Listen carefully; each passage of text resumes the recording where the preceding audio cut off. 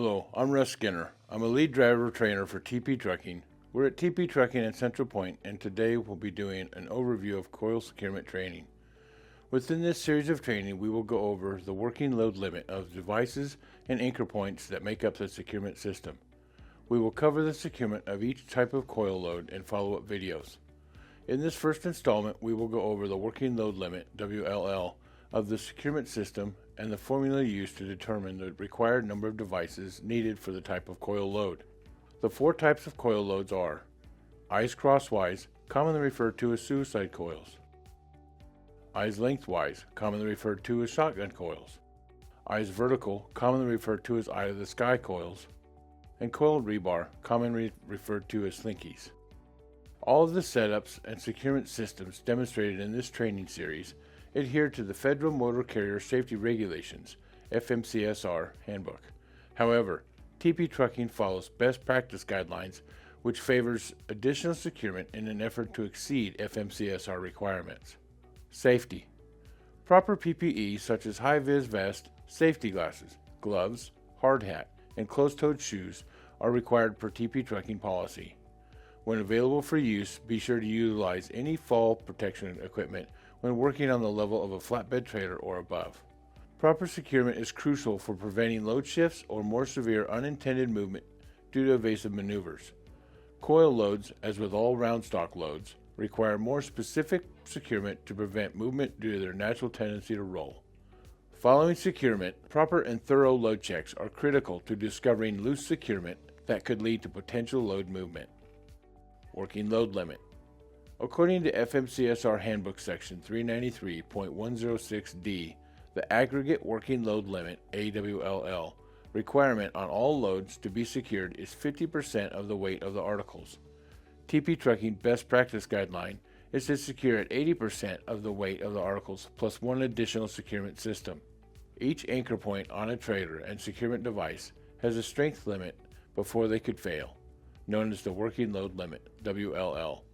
The FMCSR handbook cites the regulations for WLL, which can be found in sections 393.108-393.110. All of the trailer anchor points and securement devices provided by TP Trucking comply with these regulations. The WLL must be clearly labeled on each device or trailer and be legible. We will demonstrate the formula used to determine how many devices are needed. Remember to always use the lowest rated WLL in the formula, as that is the weakest link of the securement system. Trailers. On each trailer there is a plate or sticker that has the WLL for each anchor point. These are usually found on the front of the trailer or on the left frame rail near the landing gear. Be sure to locate and familiarize yourself with this information on each trailer you use.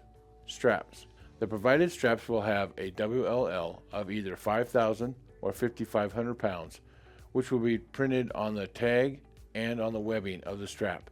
Either must be legible. Chains. The provided grade 70 transport chains will be either 5/16 inch or 3/8 inch. The 5/16 inch chain has a WLL of 4,700 pounds, and a 3/8 inch chain has a WLL of 6,600 pounds. The WLL for each chain will be stamped or cast on the links or the hook. Binders. Binders can be used with either the 5/16 inch or 3/8 inch chain and have a WLL of 5,400 pounds. This WLL will be cast on the binder. Friction mats. Friction mats are required to be between the trailer deck and the coil racks in order to prevent movement of the coil racks during transit. Coil racks. The guideline for coil racks is 1 for every 10,000 pounds of coil weight. Always use a minimum of 2 coil racks, otherwise the coil will not have a stable platform to rest on during loading and transit. 3 coil racks are required for coils weighing 20,000 to 30,000 pounds. 4 coil racks are required for coils weighing 30,000 to 40,000 pounds. 6 coil racks are recommended per TP Trucking's best practice guideline for coils weighing over 40,000 pounds. This is the best way to distribute the weight, which is easier on the equipment and a safer way to transport the coil. Securement formula. In your dispatch will be the number of coils and the weight of each coil. Use the following securement formula to determine which devices are best for each coil and how many securement systems are needed for each coil. Coil weight times 0.80 equals load securement value. Load securement value divided by lowest rated WLL equals your number of securement systems needed. Example: if a coil weight is 46,000 pounds, then multiply the coil weight times 0.80 to get 80%, which would be 36,800 pounds for the load securement value.